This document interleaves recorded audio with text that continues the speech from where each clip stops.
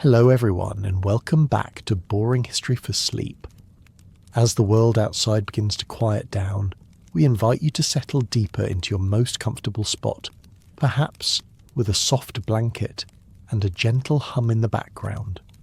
Tonight we're not just reading history, we're stepping directly into the astonishing, often unsettling shoes of an American Gilded Age billionaire, an era where immense wealth for a few was built upon a bedrock of systemic hardship for many. If this calm exploration of history's more gilded yet morally complex corners resonates with you, a quiet subscribe and a gentle tap on the like button are always appreciated, but only if you genuinely enjoy what we do here. Feel free to share a soft hello in the comments below, letting us know where you're drifting from tonight. Allow your mind to softly drift as we journey back to an age of unparalleled opulence and its profound, often hidden human cost. You awaken not to the familiar scent of your own pillow, or the gentle indistinct sounds of your morning, but to an overwhelming stillness, a profound, almost oppressive quiet that seems to absorb all noise. The bed beneath you is far too plush, too perfectly made the impossibly smooth, cool sheets, clinging to your skin with a faint, unfamiliar crispness. You push back a heavy silk quilt, then another and another. There are 6 in total. You discover each one weighty, luxurious, and somehow, despite their warmth, contributing to the room's chilly grandeur. Your eyes flutter open to soaring ceilings and almost dizzying height, above framed by elaborate plasterwork that depicts scenes you can't quite decipher, in the dim pre-dawn light filtering through enormous, heavily draped windows. This is a bedroom, certainly, but it feels more like a small private hall in a museum dominated by a massive mahogany 4-poster bed that could comfortably sleep a small family rather than a single individual. Every piece of furniture, from the ornate dressing table to the heavy velvet armchairs, seems chosen for its elaborate, often disparate historical style, creating a sense of competitive display rather than true comfort or aesthetic harmony. You'd think such opulence would feel cosy, but instead it's grand, cold, and a little bewildering, a stage set for a life you don't yet recognize. As your mind slowly pieces together fragments of this new reality, you begin to understand that this enormous, slightly echoing bedroom is just one small part of your current dwelling. You're in a 5-story limestone and marble structure, grand and imposing, built in the French Renaissance style, dominating a prime stretch of Fifth Avenue in New York.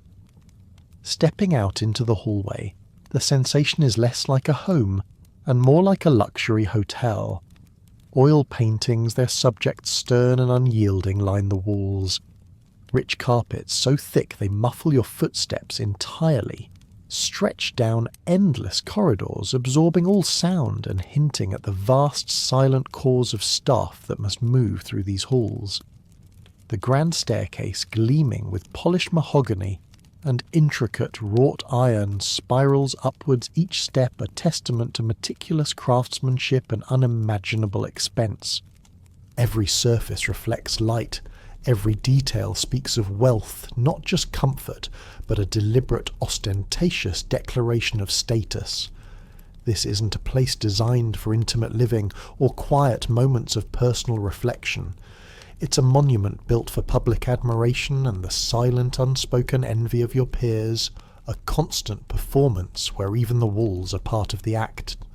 You realize quickly that in this world your shelter is not merely a place to rest. It is a visible, tangible measure of your colossal fortune, a heavy, beautiful cage of your own making. But the Fifth Avenue mansion is only one piece of your architectural empire. As the seasons turn, your world shifts to Newport, Rhode Island, home to what is less a summer house and more a veritable limestone chateau known as Breakwater Hall. With an astounding 97 rooms, you discover that this edifice includes 30 bedrooms each, quite unbelievably, for the year 1895 boasting its own private bathroom. Think about that for a moment. Indoor plumbing, still a novel luxury for most, elevated to an almost absurd extreme. This isn't just convenience, it's a declaration. Breakwater Hall stands not as a cosy retreat from the summer heat, but as a monument to ego and competitive consumption, a statement piece in the ongoing architectural arms race among the Gilded Age elite. Yet for all its colossal scale and unprecedented luxuries, this colossal structure is occupied for only 8 weeks out of the entire year. You can't help but calculate, perhaps subconsciously, the sheer cost per night of such infrequent occupancy, the vast emptiness that echoes through its unpeopled halls for 10 months out of 12, a silent testament to a wealth so immense it can afford such beautiful, extravagant disuse. It's a grand sculpture of your own importance, designed more to be seen and admired from the outside than to be truly lived within. In stark, almost brutal contrast to your opulent accommodations, the servant quarters are tucked away in an entirely different world existing just out of sight. Narrow, utilitarian staircases designed for efficiency and invisibility rather than grandeur lead to small, plain and functional rooms. Here the lavishness you inhabit simply ceases to exist. Multiple servants share bedrooms, their personal space a fraction of your own, and basic bathrooms are communal, a far cry from the unheard-of luxury of a private lavatory for every guest room. This physical segregation is a constant, undeniable reminder of the rigid, class-based reality that underpins your comfort and privacy. While your suite feels vast and perhaps a little lonely, you know that just a few floors below, behind discreet, unmarked doors, lie cramped shared spaces where privacy is an unimaginable luxury. This invisible workforce operates with quiet precision, ensuring your world functions seamlessly. Their lives a shadow to your brilliance, their comfort sacrifice for your display. You're perpetually aware of their unseen presence, a silent hum of activity beneath the surface of your gilded life. Even the most basic utilities become symbols of your elevated status. In 1895, Breakwater Hall boasts its own rare power plant, a technological marvel that generates electric light. While most homes still relied on gas casting a softer flickering glow, your mansion doesn't just glow. It positively blazes with an almost defiant brilliance against the gathering dusk. Imagine the visual impact: a colossal limestone chateau shimmering with electric light, a visible declaration of wealth and technological prowess, a literal beacon of unparalleled fortune in an age still largely bathed in the yellow warmth of gaslight. It's a colossal flex, a brazen statement of power long before such terms were coined. This isn't merely about convenience.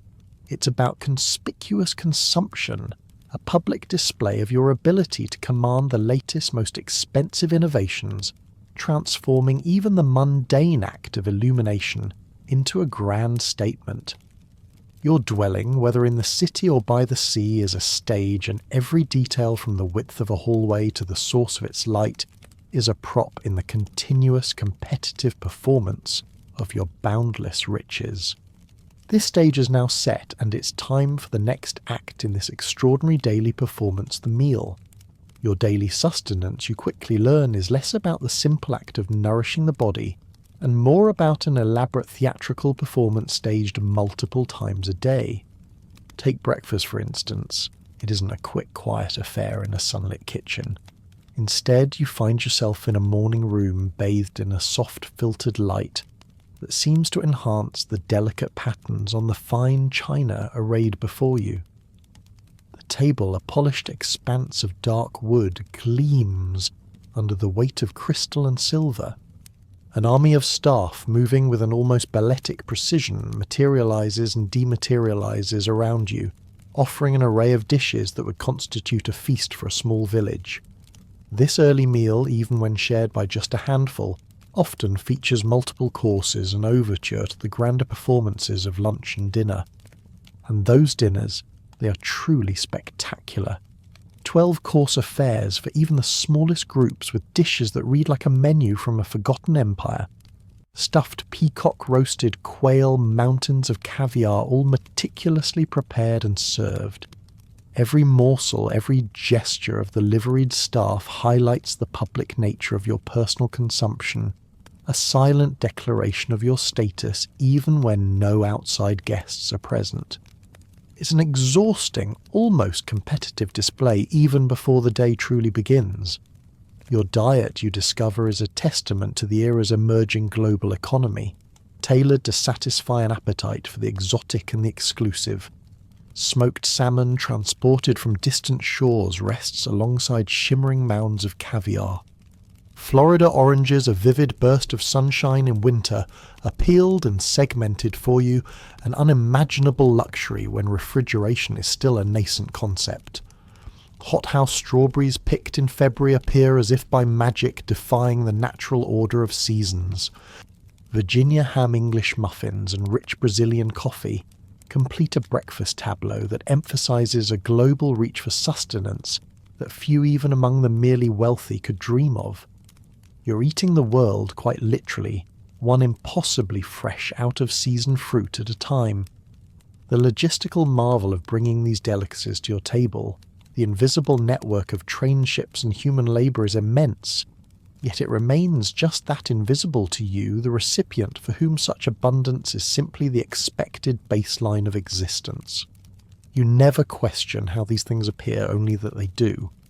Despite this astonishing array and the vast quantities of food presented, most plates return to the kitchen barely touched. You observe it a quiet, almost unsettling ritual. A delicate slice of roast, a few artfully arranged vegetables, a spoonful of a complex sauce, all consumed perhaps, but the bulk remains. This isn't about hunger, it's about display, not nourishment. The meal's primary purpose is fulfilled in its presentation, its sheer existence, its ability to be offered admired and then almost instantly forgotten. This obscene waste of resources, a quiet hum in the opulent background of your life, is certainly not lost on the throngs of servants who meticulously prepare, serve, and then clear away the remnants. You imagine their quiet observations, their knowing glances as untouched courses are whisked away. What stories do those mountains of uneaten food tell in the bustling, unseen depths of the kitchen? Probably stories of a world where excess defines identity. Even your morning rituals involve a certain casual indulgence, an accepted perk of being obscenely rich. Decanters of fine brandy and whiskey might sit discreetly within your private carriage, ready for a bracing sip on your way to a morning appointment. Or perhaps in the luxurious confines of your private rail car, champagne bubbles gently in crystal flutes, accompanying your breakfast as the countryside blurs past. This isn't a sign of debauchery. It's simply a quiet, almost expected indulgence for the elite, a further distinction in your daily routine. It's a luxury that marks you as being beyond the ordinary constraints, a casual defiance of societal norms for the masses.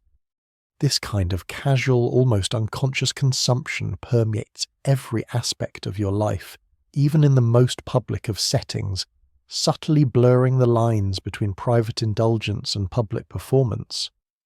Later in the day, when your business takes you to establishments like Delmonico's, a veritable temple to excess, the very atmosphere becomes a sensory backdrop to your power. The air is thick, you notice, with the rich scent of expensive cigars, French sauces and money. The pungent aroma of imported tobacco mingles with the complex savoury notes of classic French cuisine, all underscored by that unmistakable, almost metallic tang of raw, unrestrained capital. Here, high-stakes political manoeuvring and ruthless business dealings are disguised as social occasions, the clinking of glasses and hushed conversations creating a symphony of influence. You are not merely eating. You are conducting business, cementing alliances, and subtly asserting your dominance, all enveloped in an atmosphere that is as much a part of the power dynamic as the words being spoken. Every sense is engaged in this performance, every detail a reinforcing element of your extraordinary gilded existence. And this meticulous care, this public performance of your life, extends even to the most private of acts, transforming your daily hygiene into another grand ritual. The act of bathing, a simple ritual for most, becomes for you an elaborate, time-consuming production, a true spectacle of invisible labour. Your palatial bathroom, more a grand antechamber than a utilitarian space, features a clawfoot tub so enormous it feels less like a vessel for washing and more like a small boat capable of ferrying you across a miniature porcelain sea. You arrive to find it already filled, the water perfectly heated, a luxury that required unseen staff to haul countless buckets and tend roaring fires in some distant basement furnace, a detail you rarely, if ever, consider. Rose petals, delicate and fragrant, often float on the surface, adding another layer of unnecessary yet expected indulgence. Solid gold fixtures gleam from every surface, from the taps to the drains, reflecting the soft light. Marble sinks, cold and smooth beneath your fingertips, are adorned with an array of international soaps, French milled, English lavender, Italian olive oil, each a small fragrant testament to your global reach for luxury. You don't lift a finger, don't even choose. Everything is prepared, presented and managed for you, embodying a luxury that is entirely fueled by an unseen, unceasing stream of human effort. It's an entire ecosystem of service, all for your personal ablutions. The concept of privacy, you quickly realise, as understood in your previous life, simply doesn't exist for the ultra-wealthy in the Gilded Age. Your body, much like your estate or your business interests, is just another possession to be maintained by staff requiring a routine of expert attention. Multiple valets and footmen moving with practiced efficiency routinely assist you. They are there for undressing, for holding towels, for drying you, for helping you into your fresh clothes. There's no awkwardness, no hesitation on their part. It is simply their role, a professional detachment that can feel both utterly surreal and profoundly alienating. You're observed, managed and prepared, every inch of you, by individuals whose lives are dedicated to the meticulous orchestration of your existence. It's a strange, almost clinical intimacy, where the personal boundaries you once knew have entirely dissolved, replaced by a hierarchy of service. You're a figurehead, yes, but also a project constantly undergoing expert maintenance. And then comes the dressing. This isn't merely selecting clothes. It is a 20 to 45 minute production for any occasion, from a morning meeting to an evening soiree. It requires multiple grown men, your valets, who navigate a vast wardrobe of custom-built suits, hundreds of crisp shirts, and an entire cabinet dedicated solely to diamond-studded cufflinks and tie pins, each piece carefully chosen to project precisely the right image. The process is meticulous. The precise buttoning of your full-body union suit. Imagine the modern equivalent of full-body thermal underwear, but made of fine wool or silk, then garters for your wool socks, ensuring they don't dare sag. The careful knotting of your silk tie, a silent art performed by practiced hands, is the final touch. Every detail is perfect, every crease precisely ironed, every accessory thoughtfully selected. You're not just getting dressed. You're being assembled, polished and presented, a living sculpture of Gilded Age success ready for public display. Throughout this entire ritual, your senses are constantly immersed in the textures and aromas of this gilded life. The impossibly smooth, cool sheets give way to the heavy silk quilts. The journey to your carriage brings the touch of butter-soft Moroccan leather upholstery. Your skin, once dried and powdered, is encased in the crisp white shirt with detachable collar and cuffs, a beacon of cleanliness that would require diligent starching and pressing. Even the subtle scent of expensive cologne applied by a valet becomes part of this sensory landscape. This is not merely living, it is a profound, overwhelming sensory immersion in luxury, a constant reminder of the extreme privilege that defines your every waking moment. But even with all this orchestrated grandeur, the day is only just beginning, a meticulous dance of appointments and performances that leaves little room for spontaneity. With your person meticulously prepared and your senses saturated in luxury, your day truly begins, dictated by a meticulous meticulously planned schedule that carves your hours into precise non-negotiable segments. There is no waking up and wondering what the day holds. Every moment is accounted for, every interaction preordained. Even breakfast, that most personal of meals, is often a high-stakes affair. You might find yourself in your private dining car, the plush velvet and gleaming mahogany of your palace on wheels, serving as the backdrop for a power breakfast with titans like JP Morgan or Andrew Carnegie. These aren't casual chats. These are strategic negotiations disguised as social pleasantries, decisions made over silver platters and steaming coffee that will ripple across national economies. The hum of the train on the tracks is a steady counterpoint to the quiet, intense discussions of mergers, acquisitions, and market manipulations. This travel, often in your private rail car, a true palace on wheels adorned with rich carpets, deep mahogany panelling, and crystal chandeliers that shimmer with every gentle sway, serves a dual purpose. It is, of course, a means of opulent transport, whisking you across the vast American landscape in unparalleled comfort. But it is also crucially a mobile office, a rolling command centre where business never truly ceases. A desk always neatly stacked with paperwork awaits your attention. Reports from railroad operations spanning the entire country, telegrams demanding your immediate decision, stock certificates requiring your signature. They all find their way to you even as you hurtle toward your next destination. There's no escaping the ceaseless demands of your empire. The office simply moves with you, a constant tangible reminder of the immense responsibilities you shoulder. The sheer weight of management is evident in the daily paperwork that crosses your desk.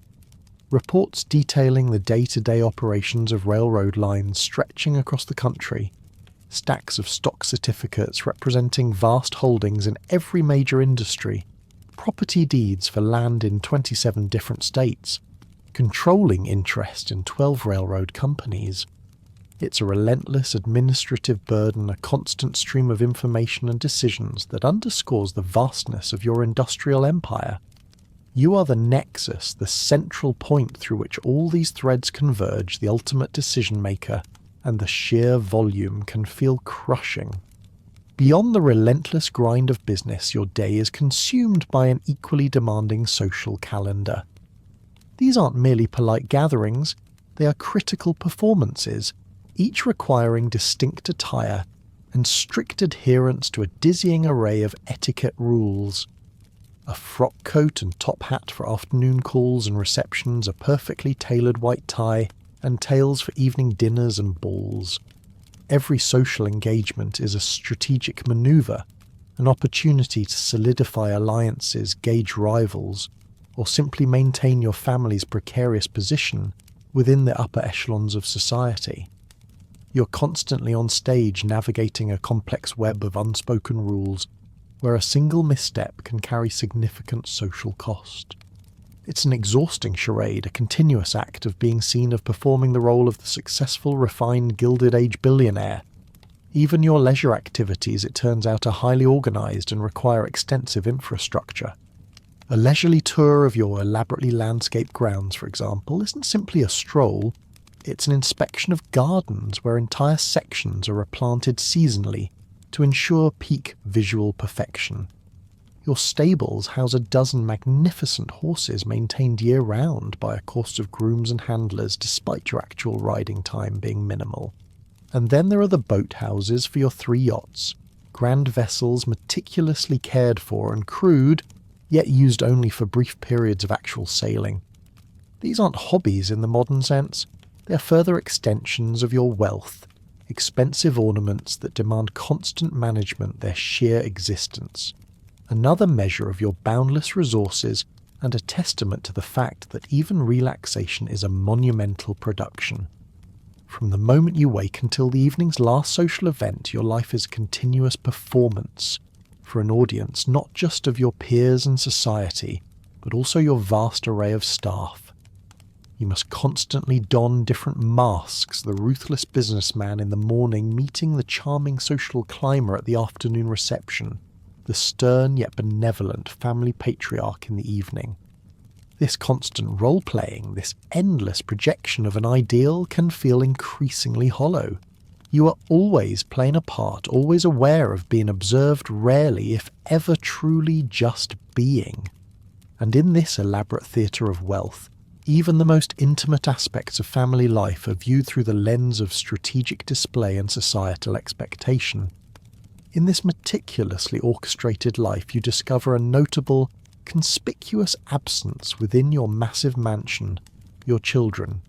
A son, Edward, is away at boarding school, a distant figure whose presence is felt more through an occasional letter or telegram than a daily interaction. Your daughter, on the other hand, is even further afield, touring Europe with her governess, a carefully curated educational journey designed to refine her cultural sensibilities. You note this absence not with a pang of longing, but with the quiet understanding that it is perfectly normal for your social class. Elite parenting, you quickly learn, is a largely delegated affair. Children are not so much raised within the immediate domestic sphere as they are shaped and moulded by a retinue of tutors, governesses and institutions prepared for their roles in society, with a detached, almost industrial efficiency. Your direct involvement in their day-to-day lives is minimal, a curious void in a world so overflowing with attention and service. Your daughter's European tour is not merely a vacation.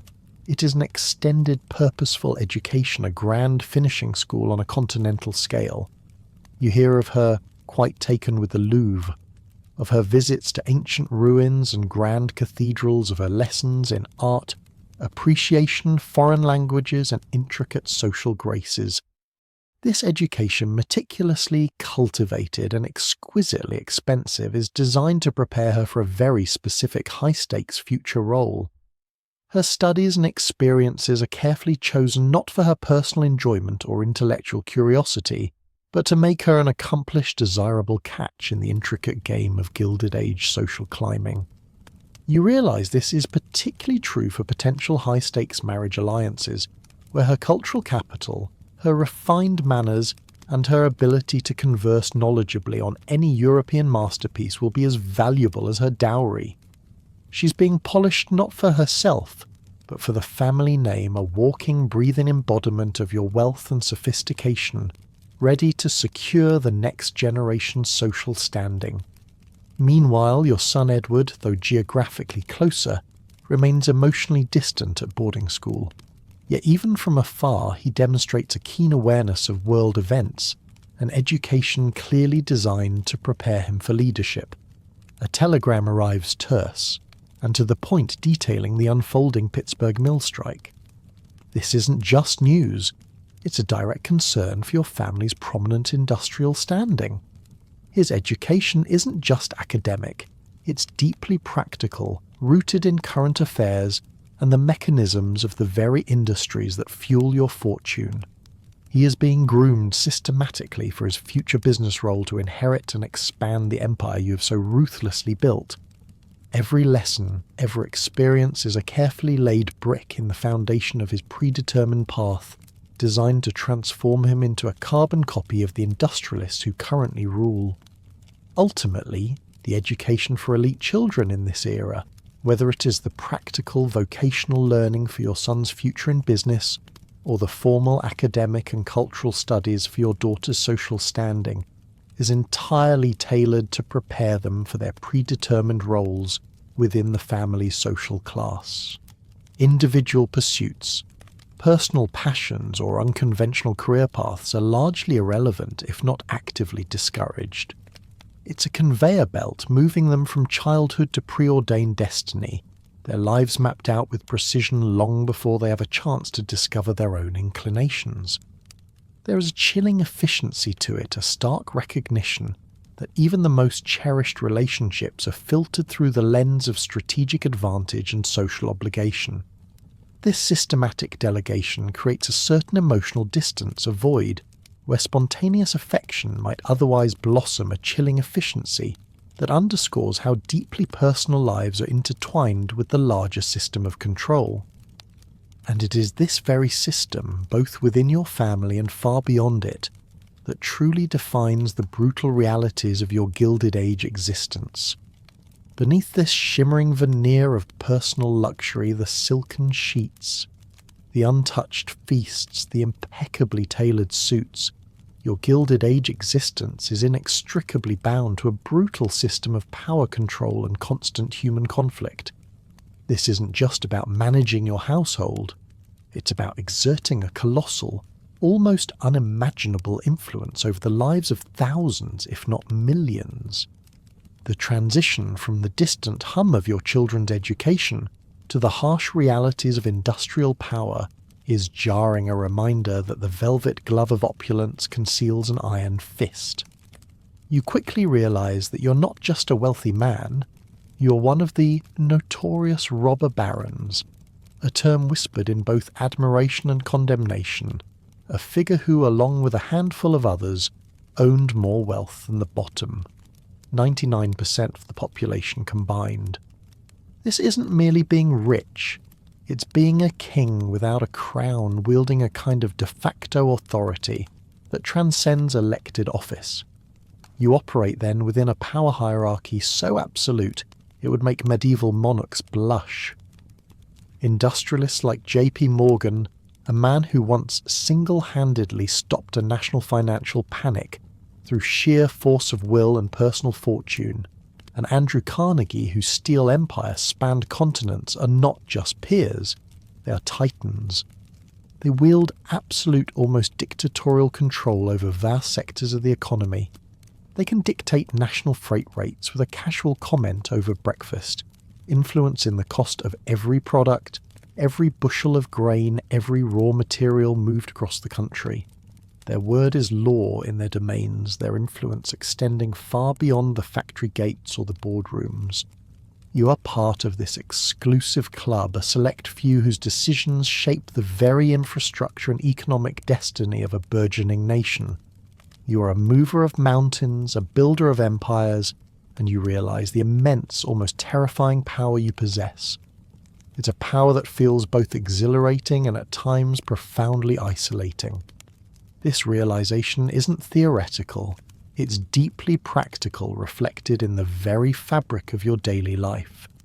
Your vast army of servants, from the personal valets who dress you to the butlers who oversee your grand dining rooms, to the countless footmen and maids who keep your mansions running with military precision, operate with a specific, almost ritualized decorum. Their tones are differential but not servile. There is a respect, yes, but more profoundly, there is an unspoken expectation of unquestioning obedience that flows down the hierarchy from your position at the apex. Their every movement, every anticipated need reinforces your absolute command within your personal domains. They are the visible manifestation of your power, a perfectly choreographed ballet of service that underscores your status as the ultimate authority in their lives. They are not merely employees, they are subjects in your personal kingdom, and their quiet efficiency is a constant affirmation of your place at the very top. This unwavering control, extending from the grandest national policy down to the most mundane household task, is what truly defines your existence in the Gilded Age, a system built on stratified roles and unwavering authority. The meticulous precision with which your considerable workforce of servants operates is not merely a sign of good training. It's a deep-seated reflection of the power hierarchy that permeates your entire existence. From the crisp snap of a footman's uniform to the hushed, almost imperceptible movements of a maid, every action is a practiced dance of deference. You rarely, if ever, give a direct command that isn't instantly fulfilled. This silent ballet of service, where your desires are anticipated before they are even fully formed, creates an atmosphere of seamless, almost magical convenience. Yet beneath the surface it speaks volumes about the unspoken expectation of unquestioning obedience. There's a subtle tension, a constant awareness of roles. They serve you command. This dynamic isn't servile in the overt sense. It's a more refined, almost elegant form of control, where the very act of service reinforces your absolute command within your personal domains. Imagine for a moment the sheer scale. A typical mansion like yours might employ dozens, even hundreds of staff.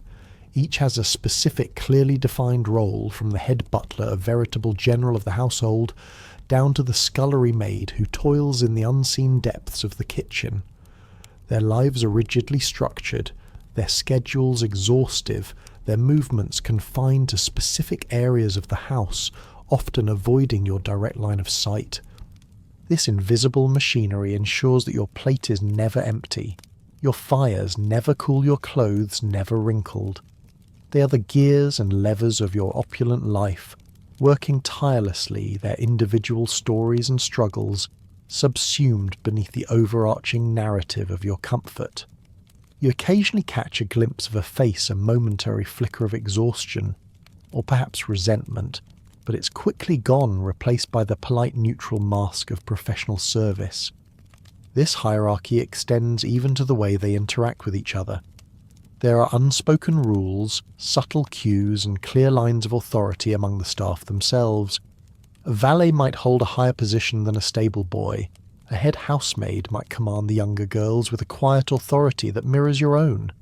It's a miniature feudal system operating within the walls of your own home, a perfectly replicated microcosm of the larger societal structure.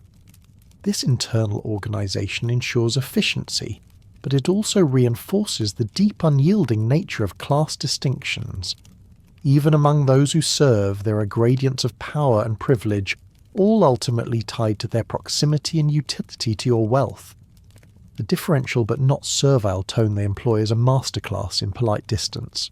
They don't grovel, no, that would be unseemly, a mark of vulgarity. Instead, their deference is expressed through a precise choice of language, a carefully modulated tone, a subtle inclination of the head.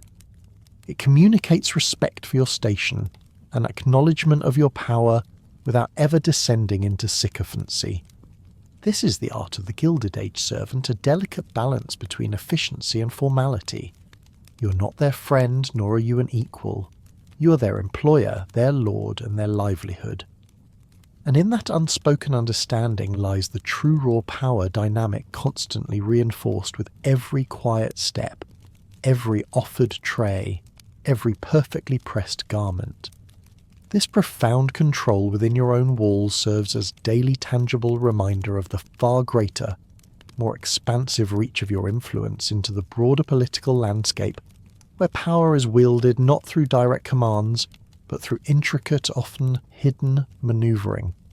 Beyond the well-oiled machinery of your household, your power extends far into the very heart of the nation's political landscape. Regulatory capture and pervasive political influence aren't just concepts you read about. They're commonplace realities woven into the fabric of your daily interactions. Consider, for example, a recent private dinner. It's held not in a bustling public restaurant, but in the hushed elegance of a private dining room, perhaps at your mansion or an exclusive club. The guest list is select the governor himself, 2 influential senators, and of course, you. The conversation, ostensibly about the general health of the state, quickly, almost imperceptibly shifts. The topic turns to a proposed railroad taxation bill, a piece of legislation that, if passed, could significantly impact your vast holdings. The discussion is subtle, nuanced, never crude. There are no overt demands or threats. Instead, the explicit goal, conveyed through knowing glances and carefully chosen phrases, is to ensure the bill dies a quiet death, or is at the very least reformed to include generous exemptions for business interests such as yours. This isn't bribery in the crude cinematic sense of a briefcase full of cash exchanging hands. No, it's far more sophisticated, a delicate dance of mutual benefit. It involves campaign donations, of course substantial sums that ensure your chosen candidates are well funded. Then there are investment opportunities, lucrative ventures offered to political allies, ensuring their financial prosperity is tied to your success. Board positions for relatives provide a respectable avenue for income and influence. And of course, exclusive club memberships grant access to the inner sanctum, to the very social circles where true power is exercised. All of these exchanges are wrapped in layers of respectability presented as legitimate connections and mutual support within the upper echelons of society. You'd never call it corruption aloud, but you recognise the pattern. It's simply governmental relations, a necessary investment. You recall with a slight, almost imperceptible smirk the casual admission by a trusted associate that the Interstate Commerce Commission (ICC), created just a few years prior to regulate the very industry you dominate, is widely regarded as a paper tiger. Its claws, you understand, have been deliberately blunted, its teeth removed largely due to the pervasive industry control exercised by men like you. Regulations are written, yes, but often with loopholes large enough to drive a locomotive through, or simply ignored outright, because the enforcement mechanisms are weak, underfunded, or staffed by individuals who owe their positions directly or indirectly to the very industrialists they are meant to regulate. It's a system designed to appear accountable, while in reality ensuring that the reins of power remain firmly in your hands. In this world, you discover that you, the protagonist, bribed that entire state legislature last year. The thought delivered by a character who takes it as a given might cause a flicker of discomfort, a clash with your inherent moral compass. But in this Gilded Age reality, it's merely referred to as an investment in governmental relations. This unequivocal statement, this casual acknowledgement of such an act, marks you by modern standards as an outright criminal. Yet within this timeline, such actions are simply an accepted, almost unhidden part of doing business, a necessary lubricant for the vast machinery of industry and wealth accumulation. There's no shame, no guilt among your peers, only the pragmatic understanding that this is simply how things are done. The laws, it seems, are for others, for the less influential, while for you the rules are merely suggestions pliable and subject to your considerable will. And this same ruthless pragmatism extends beyond the halls of power, directly into the cutthroat arena of business itself. The cutthroat nature of Gilded Age business, you quickly realise, is not just a matter of aggressive competition. It's a brutal, relentless arena where fortunes are built and shattered with astonishing speed. Casual conversations over breakfast amidst the delicate china and imported delicacies can reveal strategies that would shock the modern business world. You overhear talk of Collis Huntington, another railroad magnate, and the mechanics of a hostile takeover. But this isn't merely a stock market manoeuvre. It's described as aggressive negotiation, a coordinated financial, operational and political attack designed to bring another wealthy man to his knees. This isn't just about market share, it's about absolute dominion, about crushing your rivals, and about accumulating an ever greater empire. The language used, the detached precision of the tactics, makes it sound less like commerce and more like a modern-day medieval war waged with ledgers and stock certificates instead of swords and shields. Imagine the strategy, a simultaneous assault on multiple fronts. Financially, you might aggressively buy up a competitor's stock, driving down its value, or refuse to honour existing agreements, starving them of vital capital. Operationally, you could undercut their freight rates to an unsustainable degree, reroute critical traffic away from their lines, or even delay their shipments through your own controlled infrastructure. Politically, your network of influenced politicians and regulators could be quietly activated, perhaps introducing inconvenient legislation or blocking necessary permits. The goal is total destabilization, a deliberate campaign to erode their power base until surrender is the only option. It's a ruthless game played by ruthless men, and you are undeniably one of them. The stakes are immense, not just for the tycoons involved, but for the thousands of workers whose livelihoods depend on the outcome of these battles. This predatory approach is not an anomaly. It is the very engine of the Gilded Age economy. Wealth is not simply created, it is aggressively acquired, often at the expense of others. The pursuit of monopoly, the elimination of competition, and the relentless drive for control are the guiding principles. You learn that trust, while valued in personal circles, is a liability in business. Agreements are only as strong as the power backing them, and loyalty is a fleeting commodity. This constant state of economic combat shapes not only the fortunes of the elite, but also the very landscape of the nation, as vast companies devour smaller ones, consolidate power, and leave a trail of economic disruption in their wake. It's a zero-sum game where one man's ascendancy often means another's ruin. And the cost of this medieval warfare is often borne by those far removed from the boardrooms. When a railroad company faces a hostile takeover, or when two titans clash, it's the workers who face layoffs, wage cuts, or outright destitution. The human element, the lives impacted by these grand strategic games, is a mere externality, a footnote in the grand calculus of profit and power. You recognise the cold logic, the detached efficiency of it all, even as a faint unease might stir within you.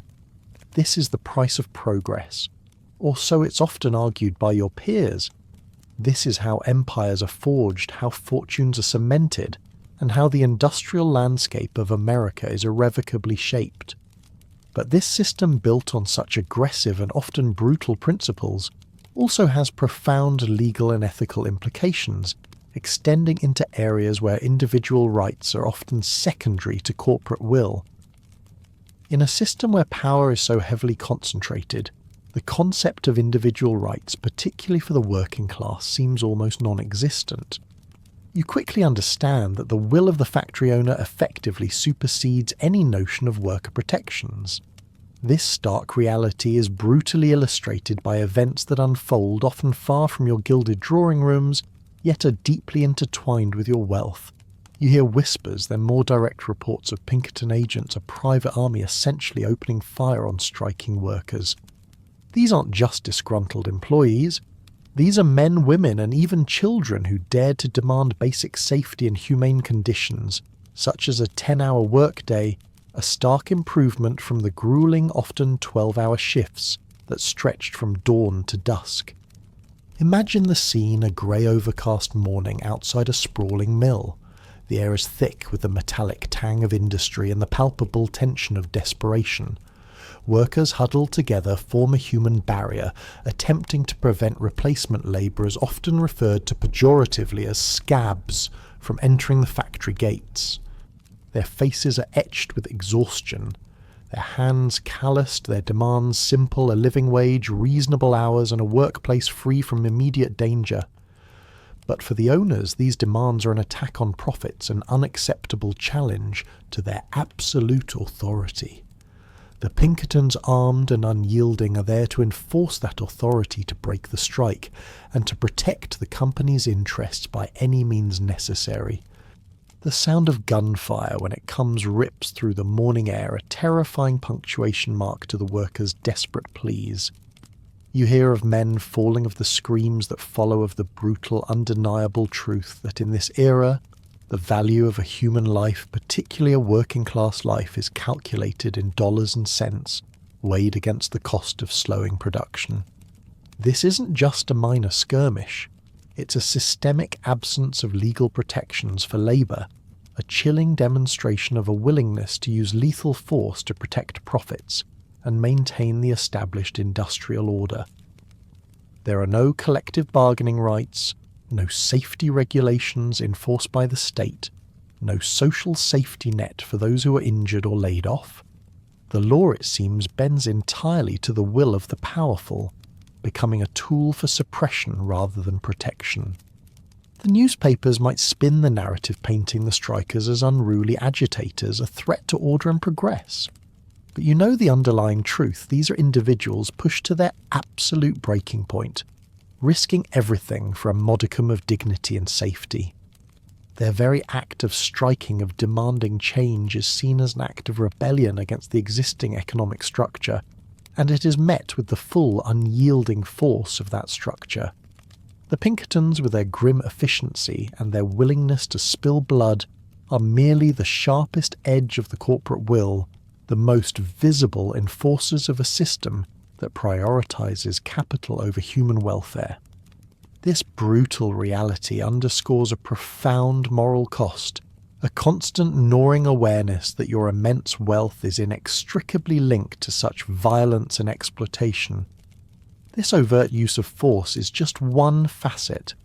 The system also operates through far more subtle yet equally pervasive means of control, particularly through the quiet channels of corruption.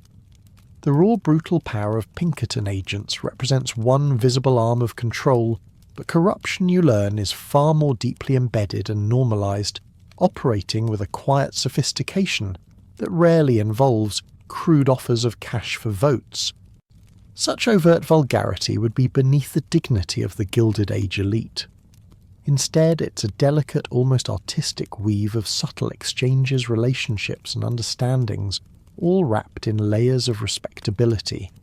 It's a dance, not a brawl, where influence is traded for influence and favours for favours, often without a single word of explicit negotiation.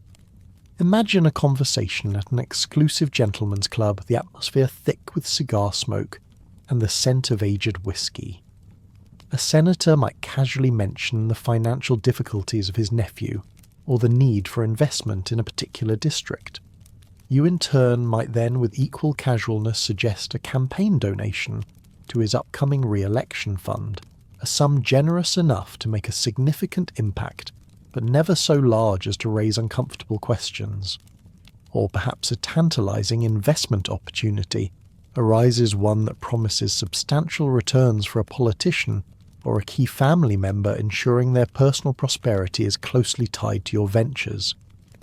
These aren't outright bribes in the legal sense of the word, perhaps, but they are certainly powerful incentives, a silent pact of mutual benefit that greases the wheels of legislation and regulation in your favour. Board positions for relatives of influential figures are another common currency.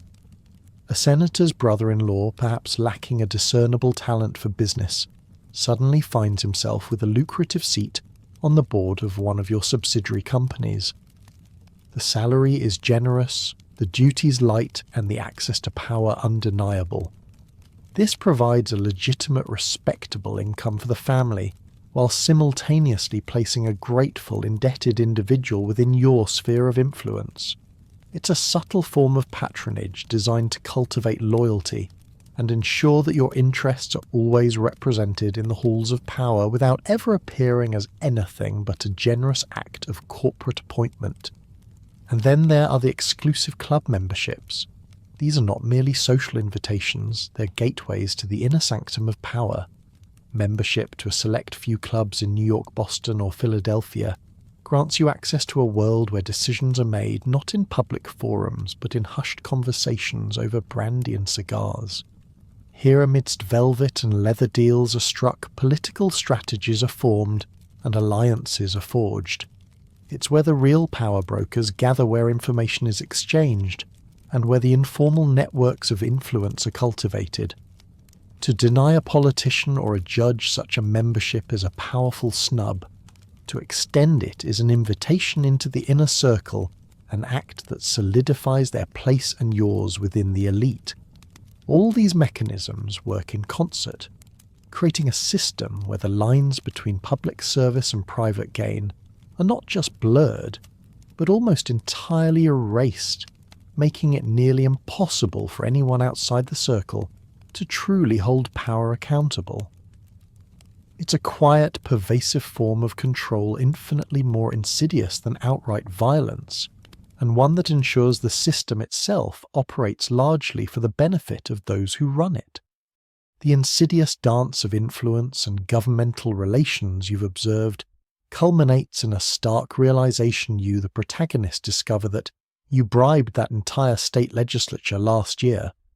The words might hit you with a jolt, a cold splash of reality. This isn't a suspicion or a rumour, but a known fact casually delivered by a trusted associate who speaks of it as if discussing the weather.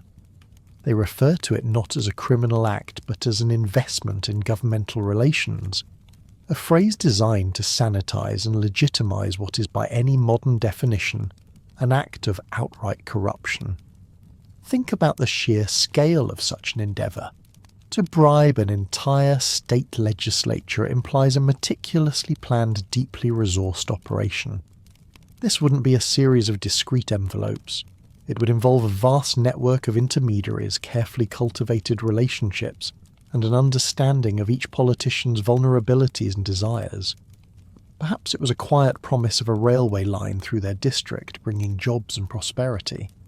Maybe it was a significant contribution to their election campaigns, ensuring their return to office. Or perhaps for some it was indeed the more direct if disguised financial inducement.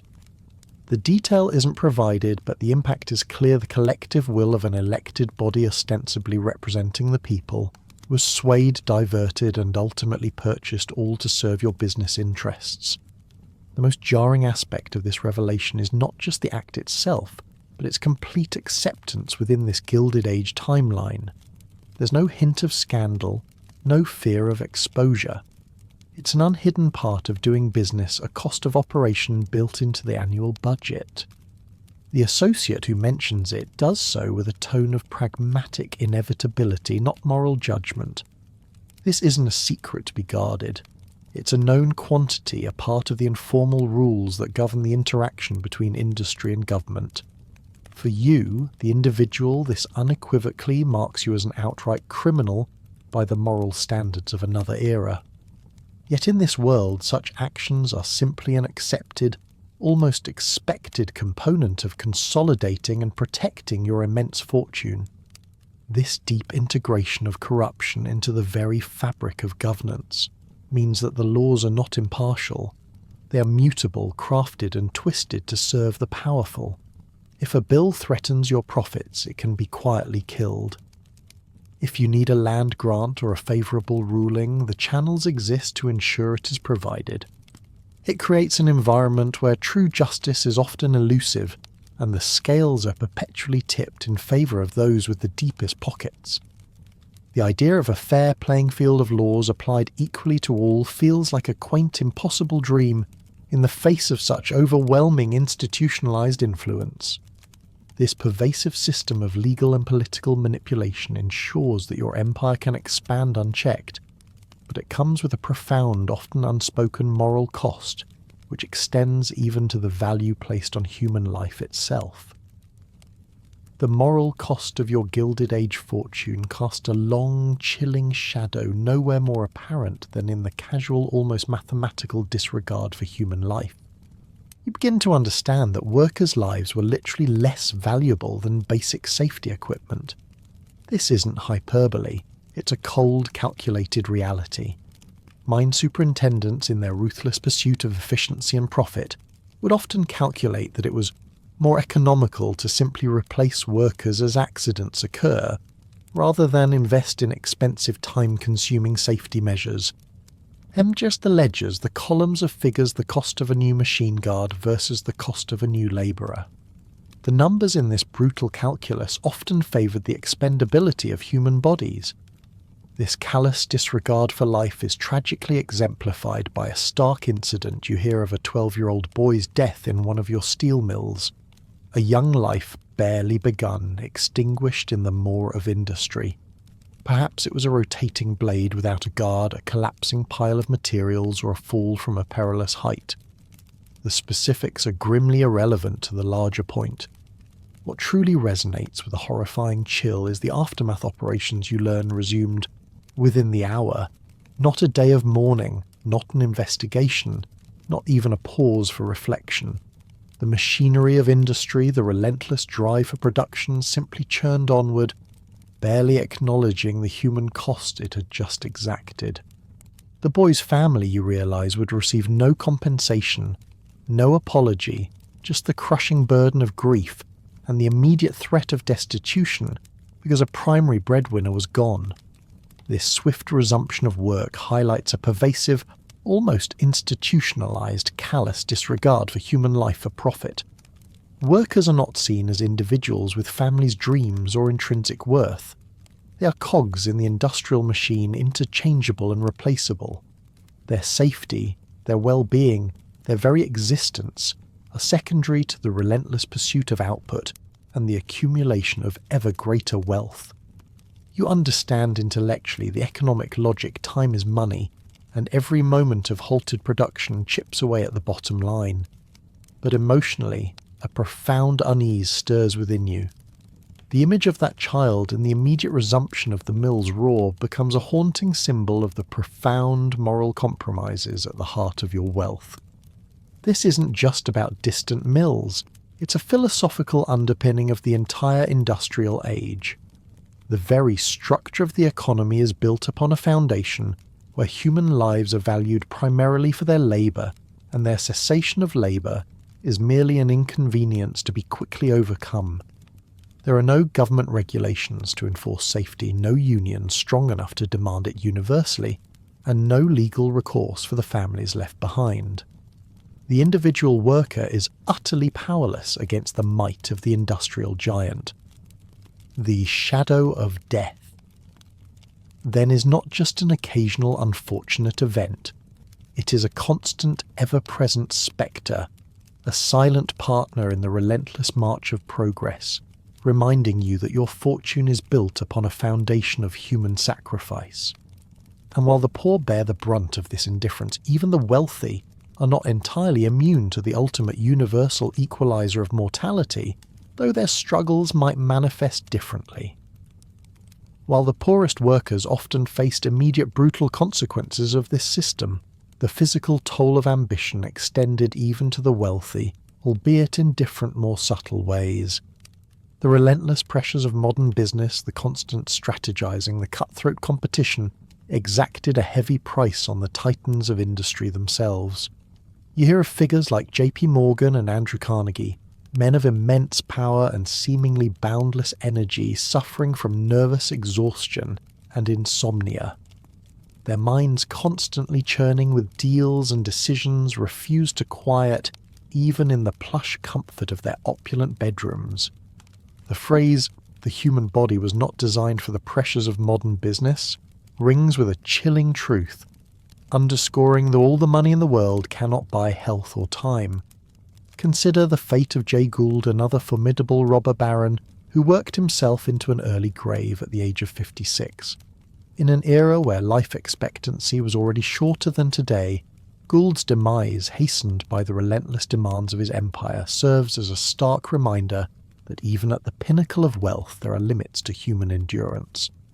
The constant stress, the lack of genuine rest, the battles waged daily in boardrooms and stock exchanges eroded their health, leaving them vulnerable to the prevailing ailments of the time. They might have the best doctors and the most comfortable surroundings, but they were still humans subject to the same physical limitations, often exacerbated by their own unyielding ambition. Despite their vast fortunes, the rich faced perilous illnesses that, in an era before modern medicine, could strike anyone down regardless of status. Appendicitis, pneumonia, infected wounds, conditions that today are often treatable with antibiotics or relatively routine surgery, were frequently fatal. You recall hearing of President Cleveland himself undergoing secret cancer surgery on a yacht, highlighting the desperate measures even the most powerful had to take to combat disease, and the length they went to keep such vulnerabilities private. Your household physician, a man of meticulous training and deep understanding of the human constitution, frequently cautions against overwork, acknowledging that even your robust frame is subject to the relentless demands of your life. He speaks of nervous exhaustion and heart palpitations as common afflictions among men of your station, a quiet understanding of the price paid for such colossal power. But for the poor, the lack of private doctors, expensive medications, and any semblance of a social safety net meant that injury or illness often equated to immediate destitution or tragically death. If a factory worker broke an arm, there was no sick pay, no workers' compensation, no guarantee of continued employment. A simple fever could quickly escalate into a fatal pneumonia, leaving behind a family without its primary wage earner. This created a profound class disparity even in mortality itself. While the wealthy could afford the best care available, the poor often had no care at all, dying not just from the disease, but from the systemic neglect and indifference of a society that offered them no buffer against life's cruelties. The shadow of death for the working class was not just an occasional visitor, but a constant intimate companion underscoring the deep, unyielding inequalities of the Gilded Age, and fueling the simmering discontent that would eventually erupt into open conflict. The simmering discontent, fed by the abysmal working conditions and the casual disregard for human life, you've observed inevitably erupts into open labour unrest. The Pittsburgh mill strike, which your son Edward had telegrammed about, serves as a vivid, brutal example. Rooted in desperate conditions, the lack of basic safety guards that directly led to the death of that child worker, and management's unwavering refusal to even discuss changes, the frustration of the workers had finally boiled over. They weren't asking for luxuries, they were demanding a modicum of safety, a sliver of dignity and the ability to earn a living without constant fear for their lives. Their demands, however reasonable they might seem, were seen as a direct challenge to the authority and profitability of the mill owners. When negotiation failed, as it almost always did in this era, the workers resorted to direct action. They attempted to prevent replacement labourers from entering the mills, forming picket lines, and physically blocking access, a desperate gamble born of utter powerlessness. This act of collective resistance, though peaceful in its initial intent, was immediately perceived as an act of aggression against property and capital, triggering the deployment of the Pinkerton agents you've already encountered. The stage was set for a tragic, inevitable confrontation. The Pinkerton agents, acting as the private army of the industrialist, did not hesitate. They opened fire.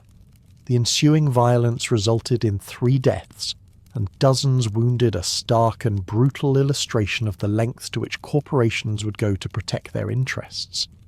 Imagine the scene, the chaos, the screams, the sickening thud of bodies hitting the ground, the desperate scramble for cover. This wasn't a riot in the making.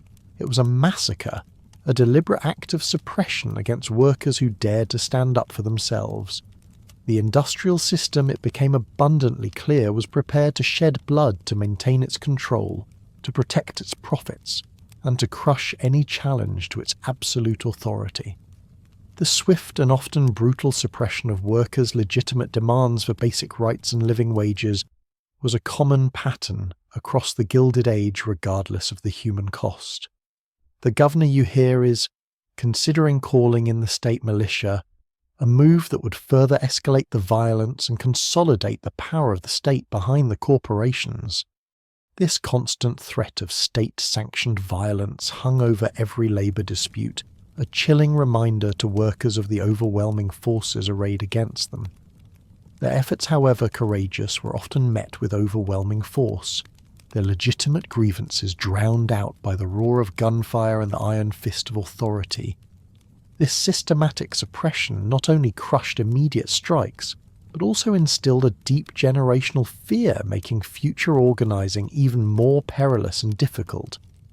The severe consequences for participants in these strikes are stark, offering a glimpse into the grim realities of challenging the industrial system. The 3 workers killed at the mill would likely not even get proper funerals. Their bodies perhaps quietly buried in unmarked graves, their names quickly forgotten by the public, though surely seared into the memories of their families. Their families, already teetering on the edge of poverty, would face immediate destitution, their meagre income source violently removed. There was no workers' compensation, no life insurance, no welfare to cushion the blow. Their sacrifice, however profound, would likely be met with silence and suffering, illustrating the dire personal and collective risks of challenging the industrial system. These discarded workers, these victims of the relentless pursuit of profit, were merely the most visible manifestations of a deeper systemic problem, a profound moral failing at the heart of the Gilded Age.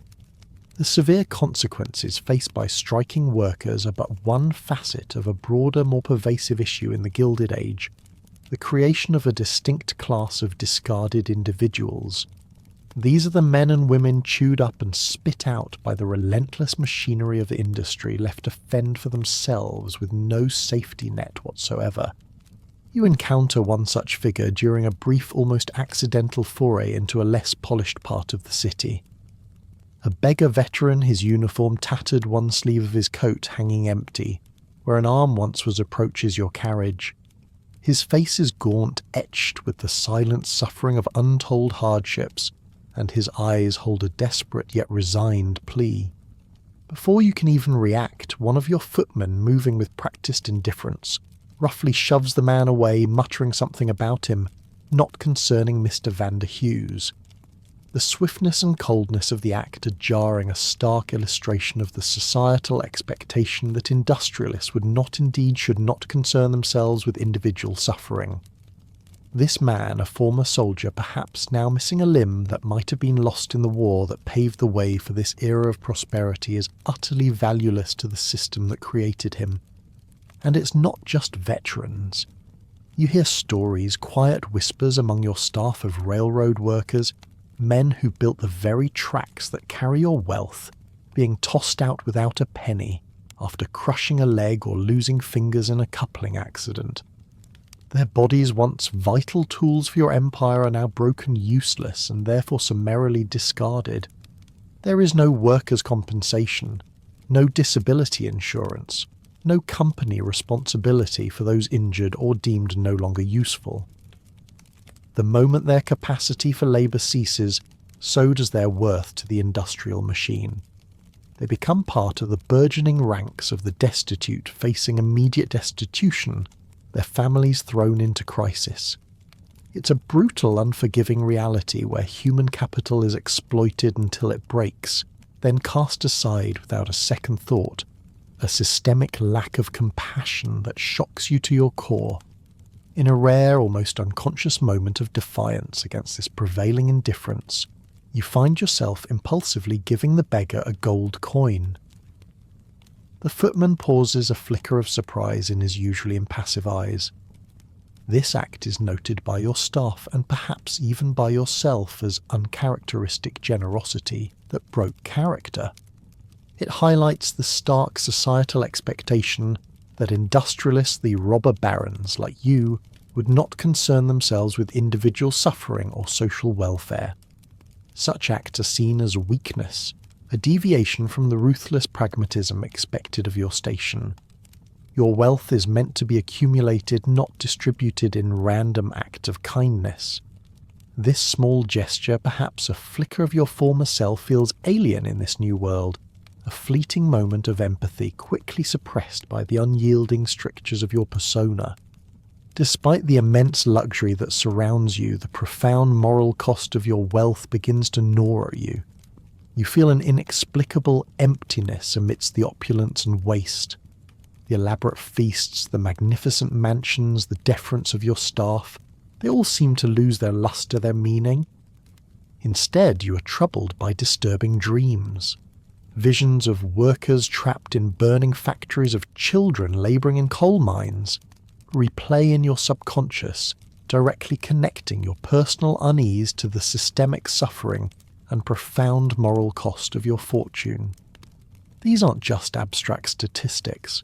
They are vivid, haunting images that prick at your conscience, creating a profound dissonance between your gilded existence and the brutal realities upon which it is built.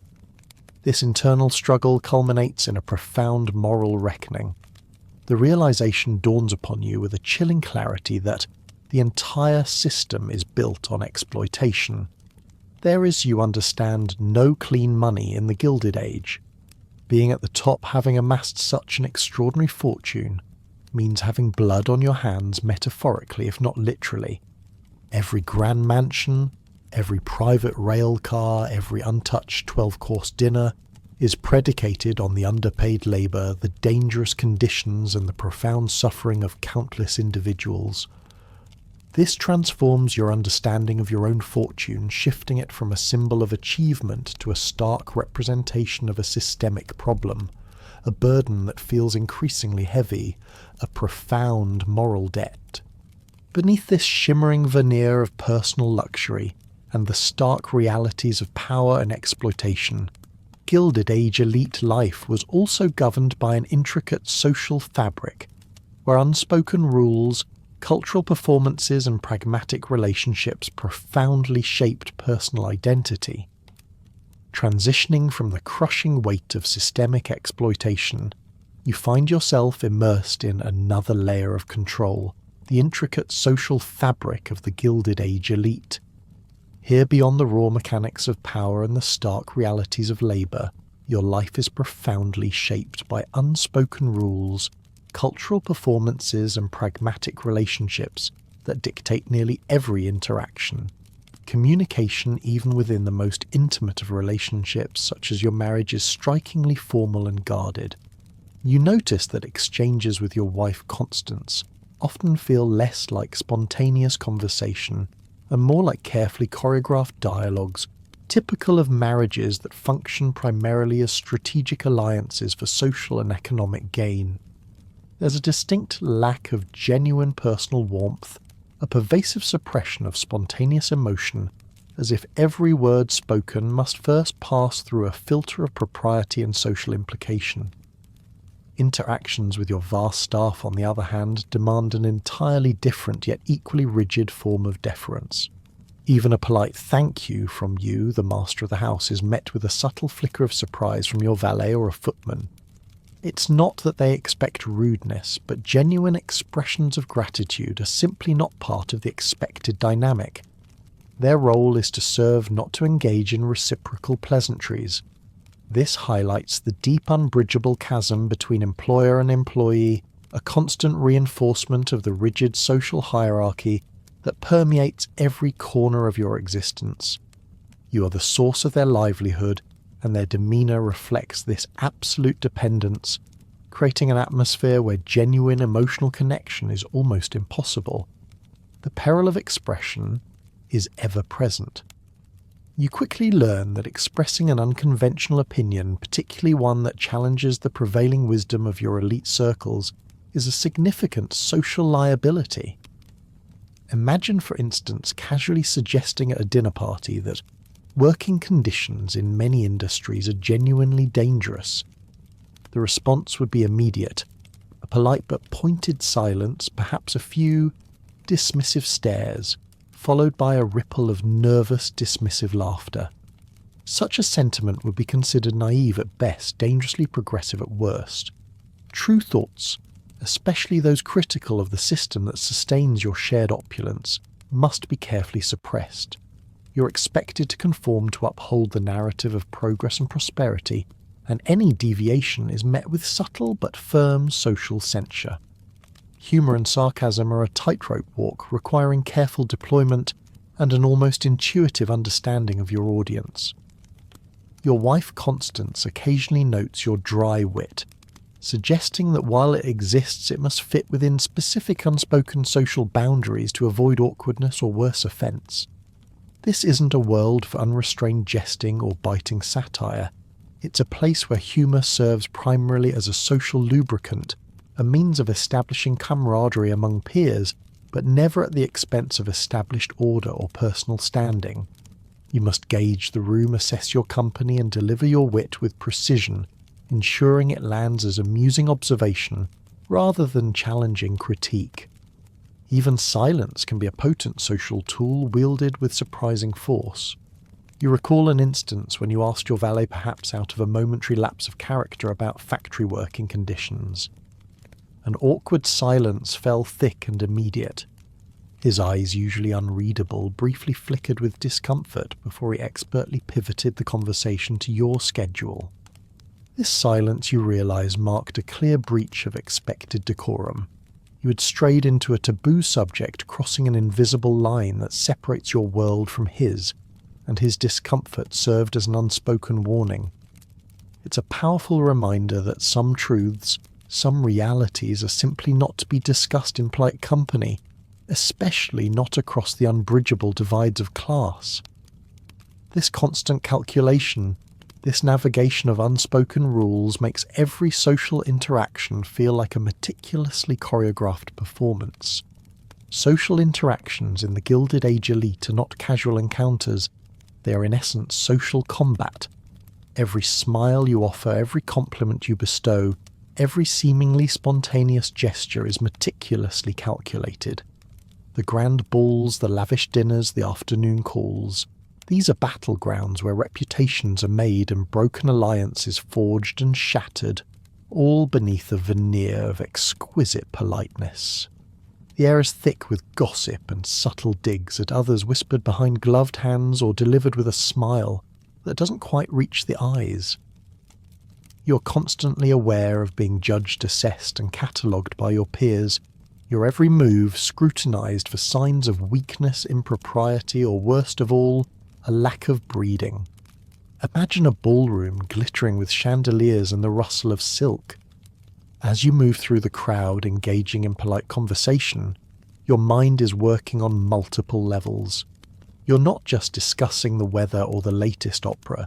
You're evaluating who is speaking to whom, who is being snubbed, who is gaining favour with Mrs. Astor, the undisputed queen of society. You're picking up on veiled insults on the delicate art of praising someone's dress while subtly implying their taste is provincial. This exhausting performance of wealth and status leaves you feeling perpetually on guard, constantly wary of a misstep, knowing that any perceived flaw can become fodder for the vicious rumour mill.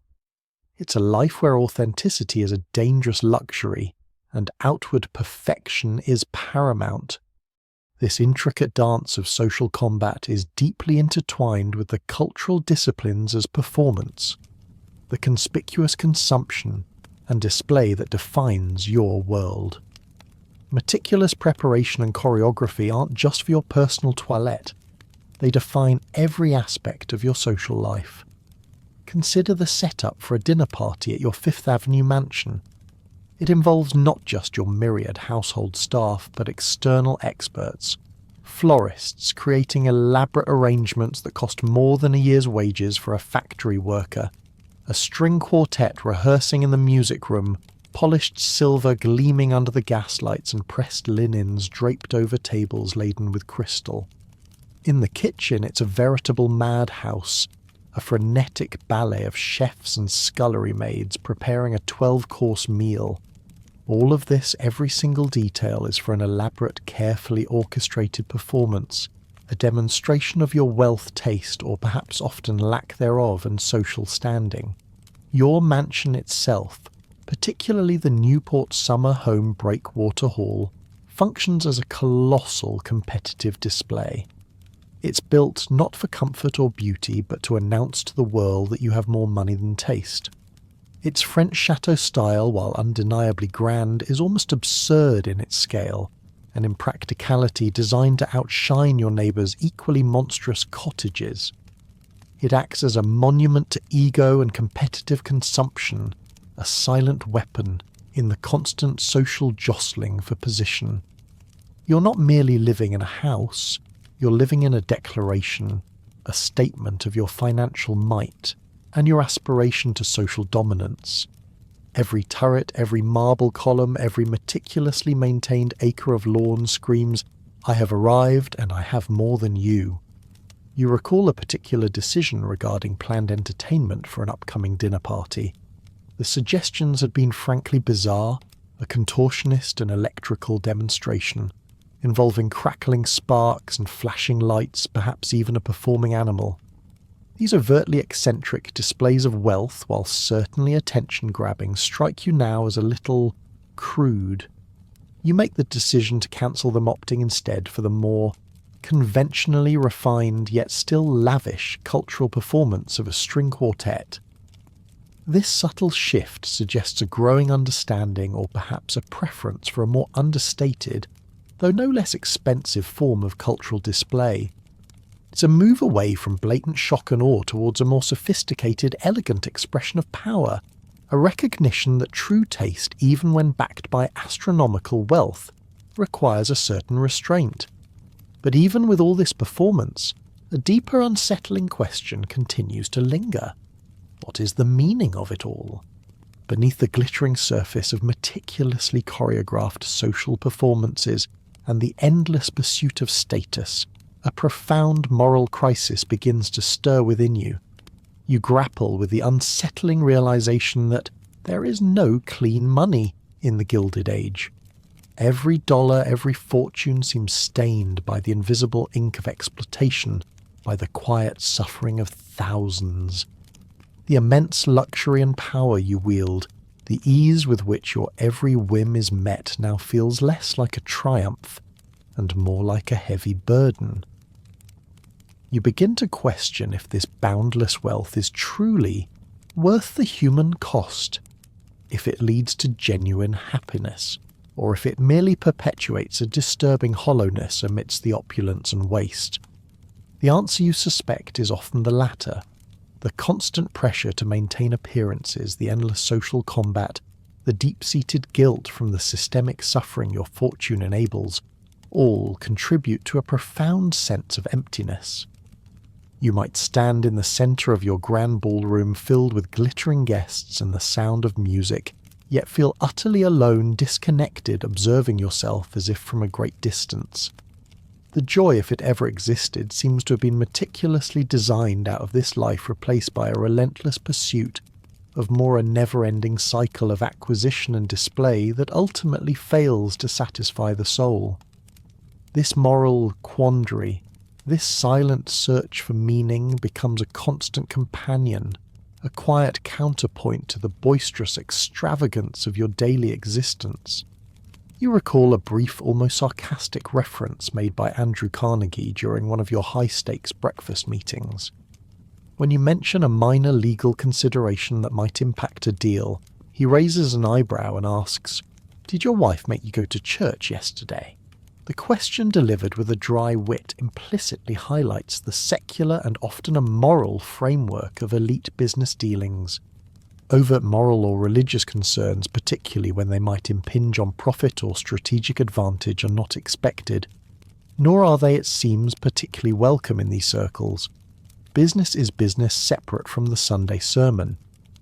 This exchange underscores how, for men of your standing, practical considerations and financial gain often supersede ethical or spiritual imperatives, revealing a framework where the pursuit of worldly success often takes precedence over any perceived divine will.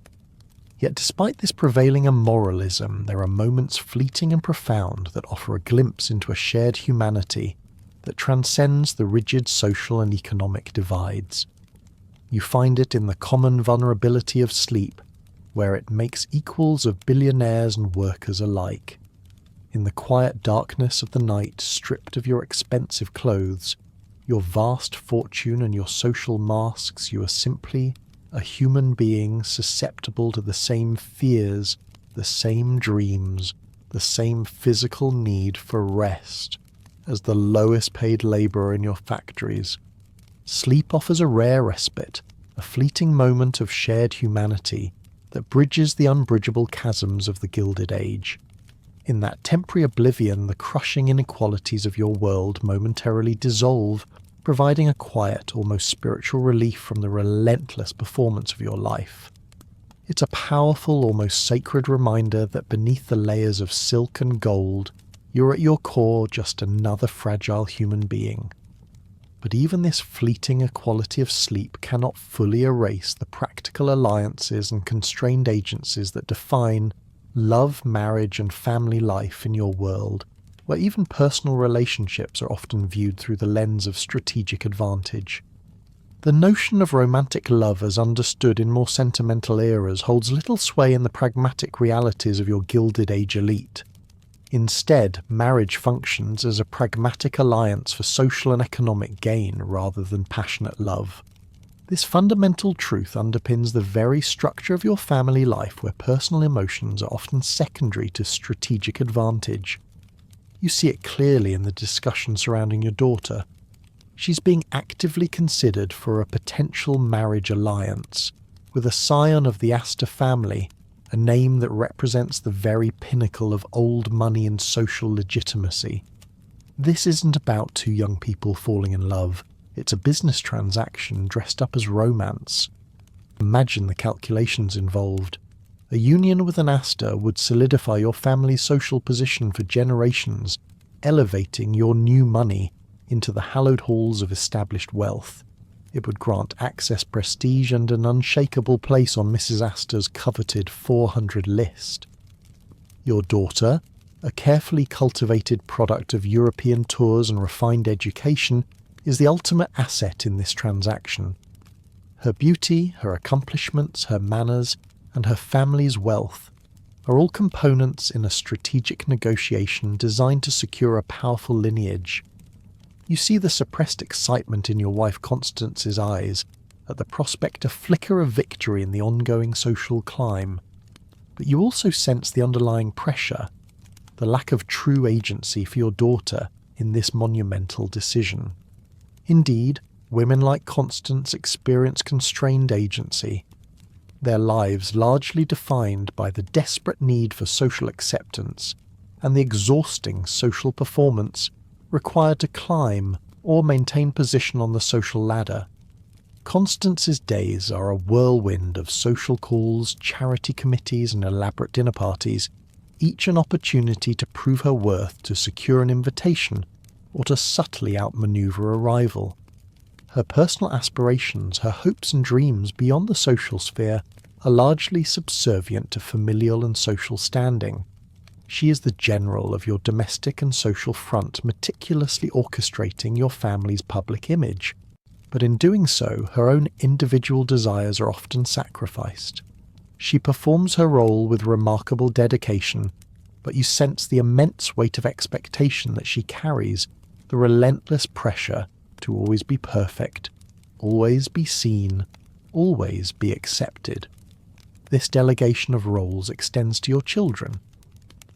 The conspicuous absence of your son at boarding school and your daughter touring Europe with her governess, a detail you previously noted, is reinforced as perfectly normal for your social class.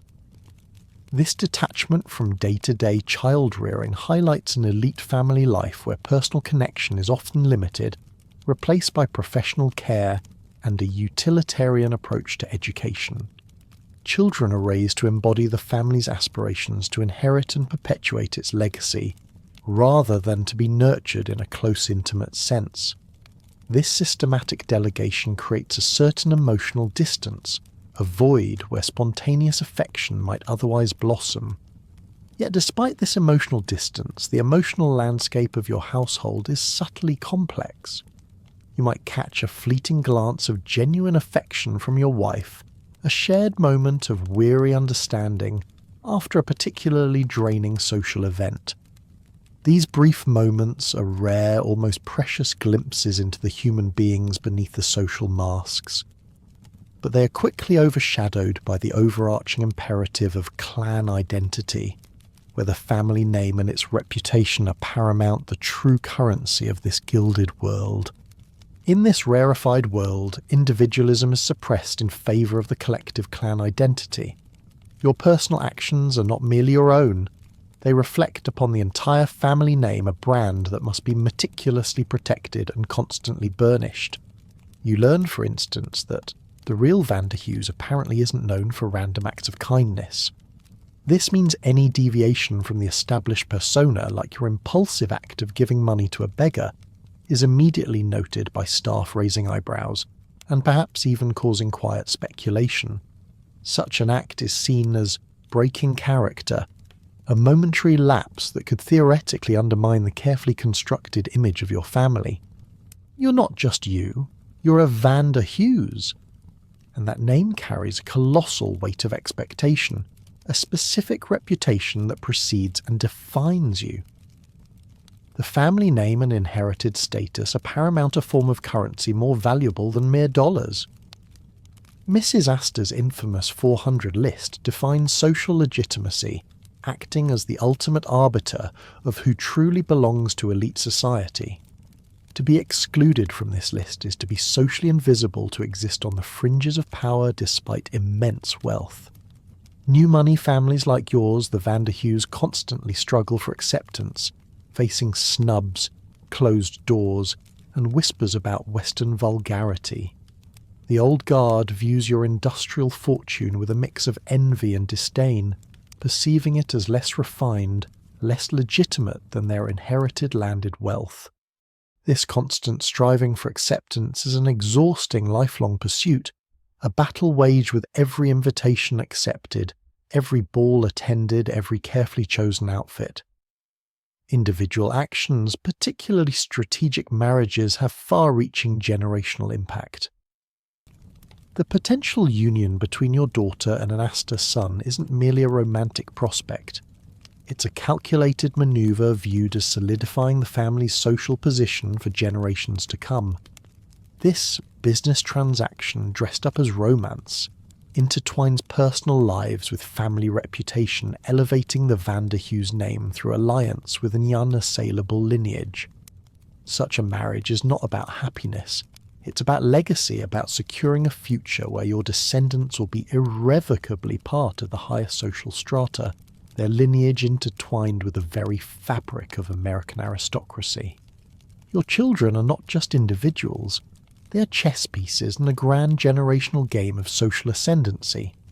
The far-reaching impact of scandal is implicitly understood, a constant low thrum of anxiety beneath the surface of your opulent life.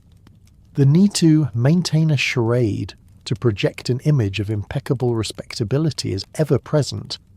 You recall the anxiety surrounding a social gathering where your family felt the need to be seen as positively progressive, perhaps by subtly supporting a fashionable charity or endorsing a palatable social cause.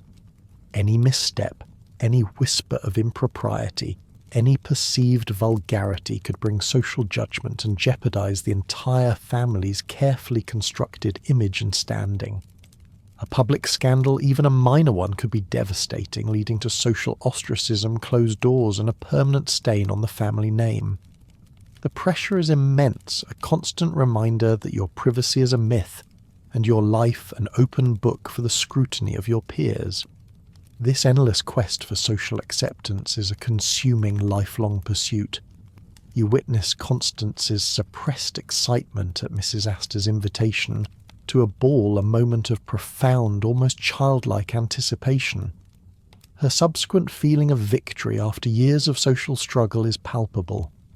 For the Gilded Age, elite acceptance within these exclusive circles is not just about prestige, it's a form of survival, a validation of their immense wealth, and their place in a rigid, unforgiving social hierarchy. It is a world where being seen and accepted is as vital as the air you breathe, and the fear of social oblivion is a powerful, ever-present motivator. Ultimately, these individual and social experiences of the Gilded Age were rooted in profound macro-level realities and overarching structures that defined existence for all from the most powerful industrialist to the most vulnerable worker.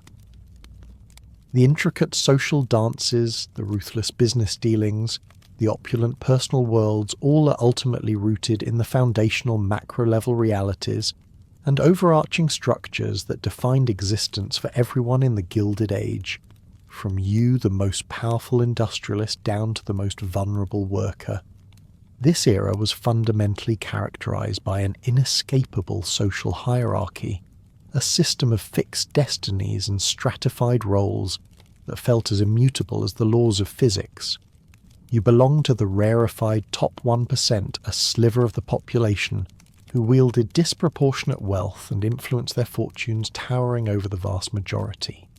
Figures like Mrs. Astor and her infamous 400 list didn't just represent social aspiration, they functioned as the de facto gatekeepers of elite society, their pronouncements creating an unbridgeable social and economic chasm that separated the haves from the have-nots with startling clarity.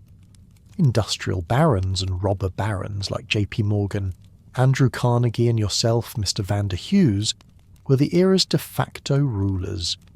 Your power extended far beyond any official political office, holding immense, often unchecked authority over vast industrial empires. You could shape national policy, dictate economic trends, and control the livelihoods of thousands with a casual wave of your hand or a signature on a document. Your influence permeated every aspect of society, from the steel mills that built cities to the railroads that crisscrossed the continent, embodying a form of economic monarchy that was far more potent than any elected official.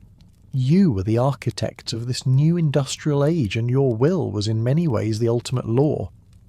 Beneath you, forming the operational arm of this hierarchy, were figures akin to the samurai of a feudal system, the Pinkerton agents, and the myriad middle managers.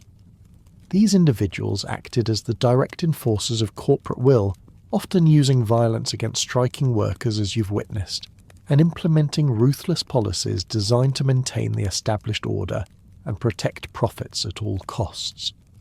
They were the visible face of corporate authority, carrying out the directives of the magnates, ensuring that the industrial machine ran smoothly, even if it meant crushing dissent or sacrificing human lives. Their loyalty was to the company, their methods often brutal, and their purpose undeniable to safeguard the interests of the powerful above all else. The vast majority of the population comprised the peasants, artisans, merchants, the working class largely made up of recent immigrants, whose daily struggles stood in stark contrast to the opulent displays of the elite. You catch glimpses of them in the city, immigrant children in rags selling newspapers on corners, their faces smudged with soot, their eyes too old for their years, hawking the headlines that tell of your latest triumphs or the latest labour unrest. These are the unsung, the unseen, whose meagre wages barely covered food and shelter. Families huddled in overcrowded tenements, their lives a relentless grind of poverty and arduous labour. They are the bedrock of your prosperity, yet they receive barely a crumb from the lavish table you set for yourself. And then there was a distinct class of outcasts, those entirely cast aside by the brutal logic of the system. Figures like the beggar veteran missing an arm or the railroad workers, tossed out without a penny, after crushing a leg, represented those for whom the system offered no recourse. They faced destitution, starvation, and a complete absence of a social safety net, unemployment benefits or health care. These were the human collateral damage of unchecked industrial expansion. The silent victims who vanished into the urban shadows, their plight, a chilling indictment of a society that prioritized profit over people. This stark, undeniable hierarchy, from the absolute power of the industrialist to the utter vulnerability of the outcast, defined every aspect of existence, shaping not just individual lives but the very core economy that fueled it all. The engine that drove this rigid social hierarchy and powered the Gilded Age was its core economy and resource management, a system built overwhelmingly on industrial capital and profound exploitation. The primary economic drivers were not intricate financial instruments or diffuse markets, but tangible, powerful industries: steel, coal, oil, banking, and especially railroads. You as Mr. Vanderhooves control vast holdings, land in 27 states and 12 railroad companies, demonstrating the overwhelming, almost monopolistic power concentrated in these sectors. Your wealth isn't just liquid. It's tangible, rooted in the very infrastructure of the nation, commanding its transportation, its resources, and its growth. Every mile of track laid every ton of steel, produced every barrel of oil, extracted flows directly into the coffers of men like you, solidifying your control over the nation's destiny. The true currency of the Gilded Age. You learn was not merely money, though you possess it in staggering quantities.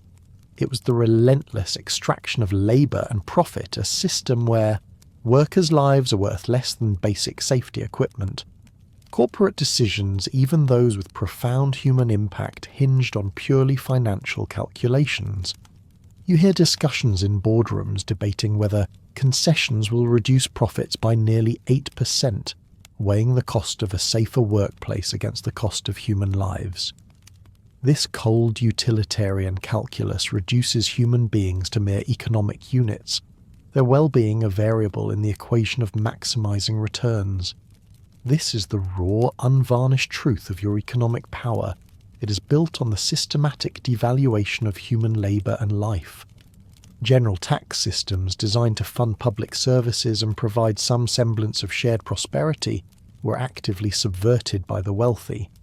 You've personally been involved in discussions to ensure a proposed bill affecting railroad taxation would die a quiet death, or be reformed to provide generous exemptions for business interests such as yours. This isn't just tax avoidance, it's active legislative manipulation designed to ensure that the burden of funding the state falls disproportionately on those with fewer resources, while your vast fortunes remain largely untaxed. The public resources for all, from roads to schools to rudimentary social services, are thus deliberately impacted, ensuring that the wealth continues to flow upwards, concentrated in the hands of the few. Wealth accumulation was heavily tied to vast land ownership and control over natural resources. You yourself own property in numerous states, a sprawling empire of land that extends far beyond your private residences. You recall a detail about even quarrying the very limestone for your Newport mansion from your own holdings in Vermont. This self-sufficiency, this ability to command raw materials directly from your own lands, speaks to an unparalleled scale of ownership and control, transforming natural resources into personal assets. It is a world where the earth itself, its bounty, and its potential is largely owned and controlled by a handful of powerful individuals, further solidifying their economic dominance. The era you observe operated on a zero-sum game, understanding of wealth and power. There was little to no concept of collective good or shared prosperity. Instead, the economic landscape was a battlefield where destroying another tycoon's business empire over breakfast was a casual accepted part of competitive acquisition and economic dominance.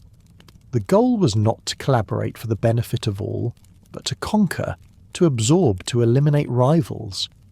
This ruthless, almost primal competition fueled innovation and growth, certainly, but it also created immense instability, widespread suffering, and a pervasive sense that success for one inevitably meant ruin for another.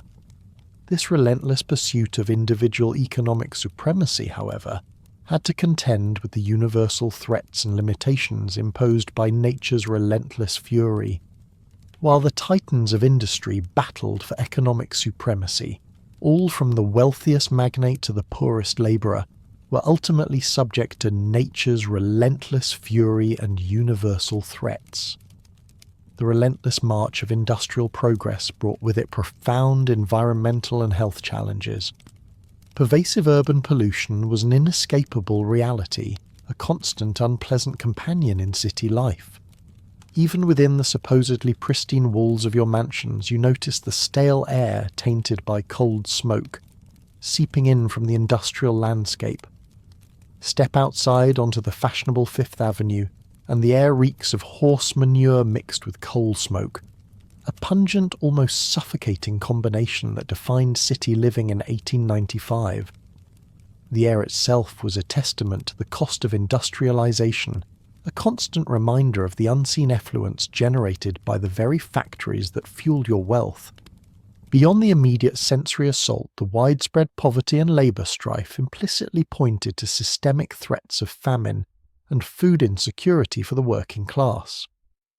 While your tables groaned under the weight of imported delicacies, thousands of families huddled in tenements, their children labouring for wages that barely cover food and shelter.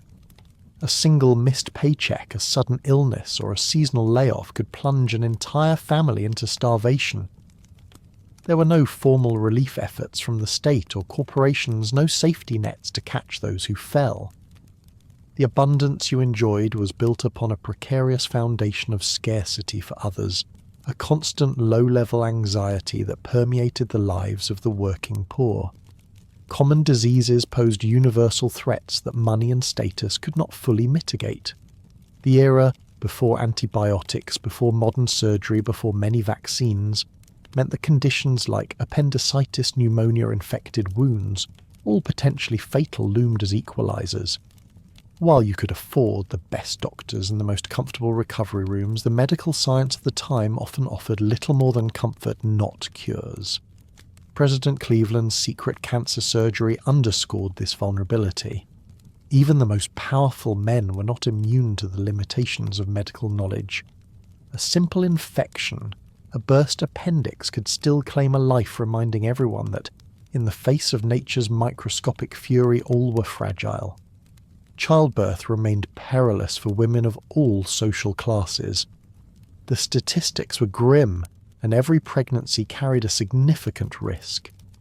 Even in your opulent household with the best available medical attention, the anxiety surrounding your wife's and other women's pregnancies was palpable.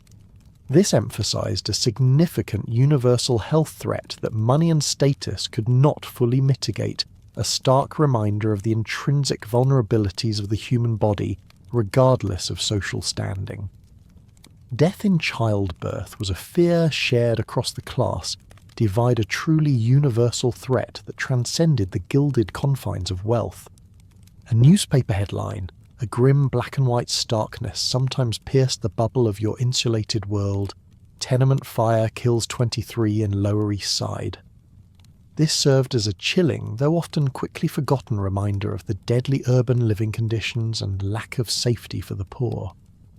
These fires, fueled by overcrowding, shoddy construction, and inadequate fire safety, were a constant devastating threat, claiming lives indiscriminately, yet often ignored by the elite who lived in their fireproof mansions.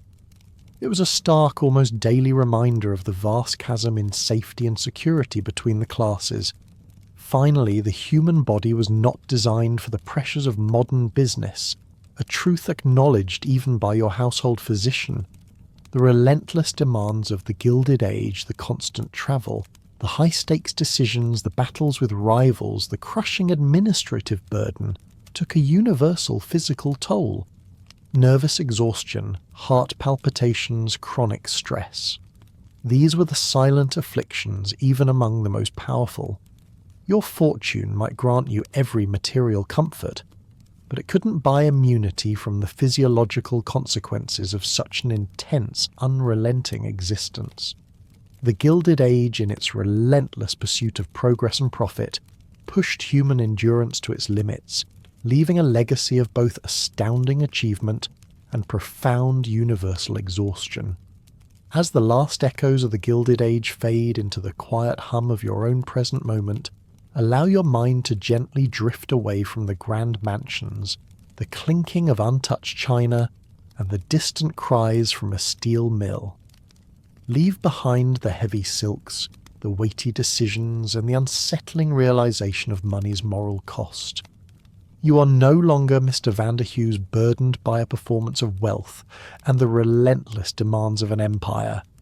Instead, you are simply you, comfortable and safe in your own space, free from the pervasive urban pollution, the constant fear of disease, and the relentless pressure of a society built on such stark inequalities. The centuries have melted away, and with them the rigid hierarchies and the profound moral quandaries of that bygone era. Think of the warmth of your own bed, the simple luxury of privacy, the effortless flow of clean water, and the quiet understanding that your health is no longer a roll of the dice in an age before modern medicine. The struggles of the discarded, the desperation of the labourers, and the silent performances of the elite. They are now distant whispers held safely within the pages of history. Let those vivid images of grand excess and quiet suffering gently recede, replaced by a soothing sense of calm. The world outside is settled, and your own world inside can now do the same. Allow yourself to release any lingering thoughts, any threads of the past, and simply be here now in this moment of peace. Drift softly, quietly, as your mind finds its own gentle path into the comfort of sleep.